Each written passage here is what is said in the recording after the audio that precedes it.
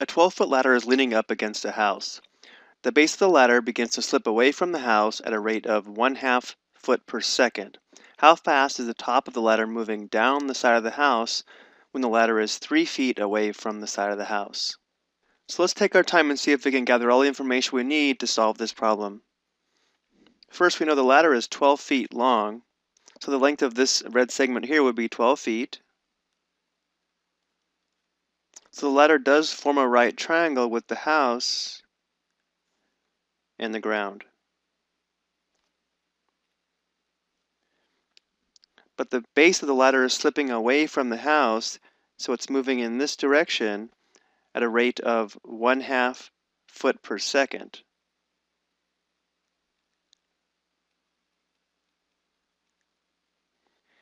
And we want to know how fast the top of the ladder is moving down the side of the house. So we want to know how fast the length of this segment here is changing. And because it's getting smaller, it's decreasing, therefore we should expect a negative rate. Now because we have a right triangle, let's label all 3 sides of the right triangle. Let's label this side x and this side y. So we're going to need an equation that relates all 3 sides of the right triangle so we can use the Pythagorean theorem. We know that x squared plus y squared must equal 12 squared.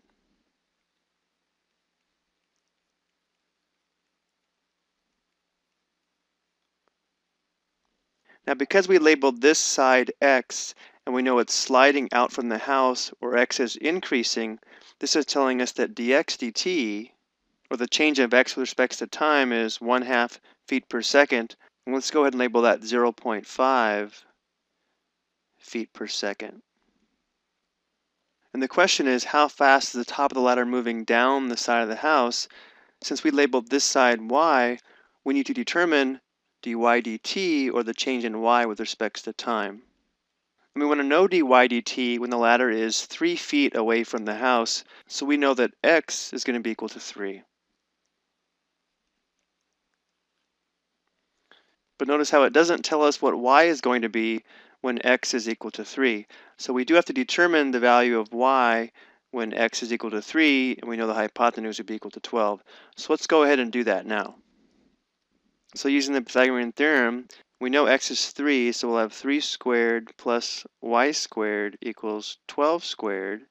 3 squared is 9, so we'll subtract 9 on both sides. So we'll have y squared equals 12 squared is 144 minus 9, that's going to be 135. So now we'll take the square root of both sides. We're only concerned about the principal square root, or the positive square root here, because we know y would be a length. So we'll have to get a decimal approximation for this. We want to determine the approximate value of the square root of 135. So y is going to be approximately 11.6 when x is equal to 3.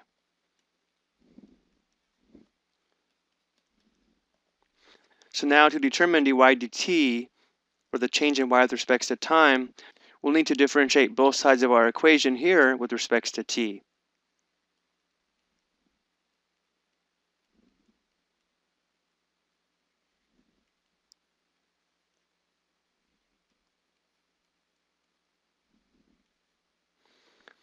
To determine the derivative of x squared with respect to t, we'll have to apply the chain rule.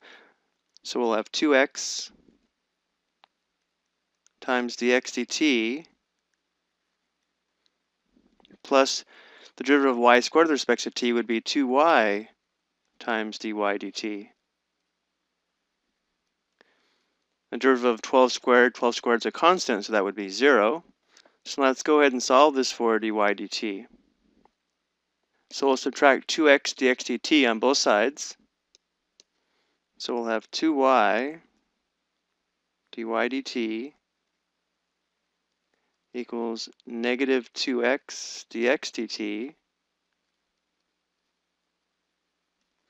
And now we'll divide both sides by 2y.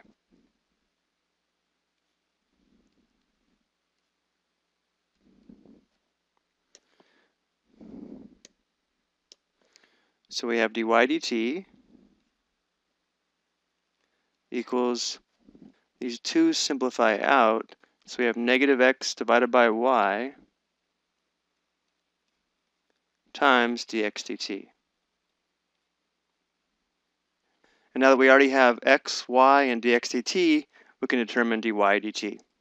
We'll have negative 3 divided by 11.6 times dx dt, which is 0.5. And since 11.6 is rounded, let's go ahead and change this to approximately. And to save some time, I've already evaluated this. It comes out to approximately negative 0.13, and the units would be feet per second. And notice that this rate of change is negative because as x increases here, y would be decreasing because the ladder would be sliding down the wall.